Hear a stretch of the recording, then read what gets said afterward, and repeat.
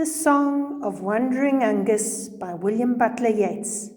To give you some context, this poem was first published in 1899, and William Butler Yeats was born in 1865 and died at a significant moment in world history, 1939, the outbreak of World War II. Now, Yeats was a proud Irish nationalist, and this is very evident in this poem in particular, as he chooses the subject of Irish mythology and adapts a famous legend or myth in this poem. He changes the emphasis. The original has a character, Aengus, who falls in love with a beautiful woman before finding out she's fated to spend half her life as a swan. Ultimately, they end up together as he chooses to take on her form so that they can be together. Yeats doesn't have such an optimistic outlook in his poem, because here his Aengus continues with a search that appears to be fruitless in spite of all the reference to apples. We'll get to that later. So the emphasis here is on the searching for an ideal. Now, an ideal is a conception of perfection, and it's something that is not likely to become a reality. And so what we have here is the idea of the value of the search and not giving up on ideals. If we look at the life of Yeats, as a matter of interest, he was interested in the occult, so mystical, magical, supernatural phenomena, and we see that in this poem. He had also pursued a woman by the name of Maud Gunn for most of his life, and he had been unsuccessful. I think he proposed to her about 4 times, and nothing ever came of that. So possibly we can see the reason for his adaptation here, but I don't think that should be your focal point. Let's just take a look at the poem and enjoy the exquisite imagery here. We get to, I went out to the hazel wood because a fire was in my head, and cut and peeled a hazel wand and hooked a berry to a thread. And when white moths were on the wing and moth-like stars were flickering out, I dropped the berry in a stream and caught a little silver trout. Now the scene for magic is set. We've got the repetition of words like hazel, which we associate with magic.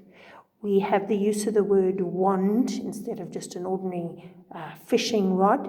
And of course, we are using a berry as bait. So clearly this is a different sort of magical fishing experience. I love the idea of fishing at dawn with moth-like stars that are flickering out as the sun rises. And of course the repetition of moths there with the white moths that are on the wing. And it's just such a beautiful way of creating a sense of magic. We have this ritualistic incantation spell coming through with the rhyme and the rhythm and the iambus and this beautiful repetition and the gorgeous delicacy of the sounds. Even listen to the t in caught a little silver trout. Okay, that's so beautiful.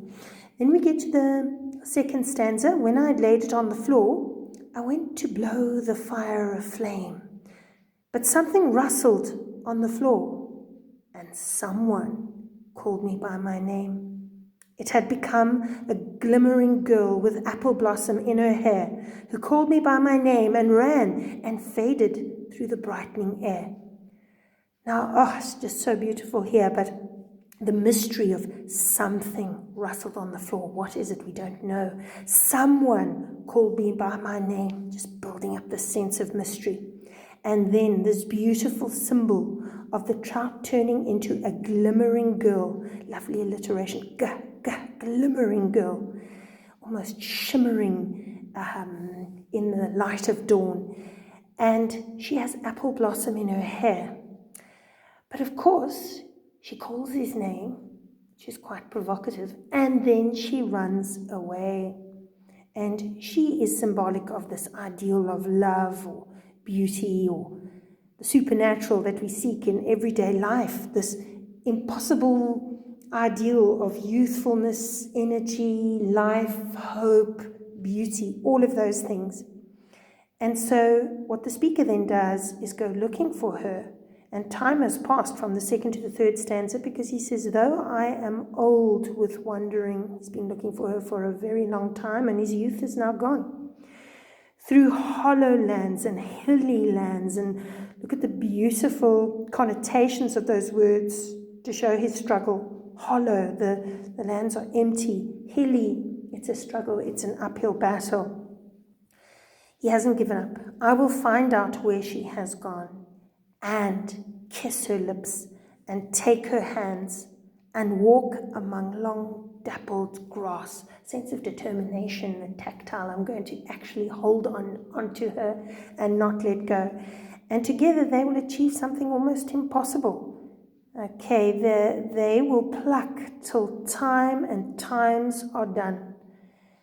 The silver apples of the moon, the golden apples of the sun. So for all eternity, the two of them will be together, achieving the impossible, immortality. Now, there's a reference to apple 3 times in this poem, and according to occult beliefs, the tree of life is the apple tree. So there's the significance of that. But there's a sense of fertility, growth, beauty in the golden apples and the silver apples and the elemental moon and sun. And it just leaves us with such a sense of bitter, sweet sadness, because the speaker has lost his youth. He has an ideal, a dream that he pursues, and he's going to pursue it until death. If he doesn't find her, then, he's not going to find her. But he's not going to give up on that ideal.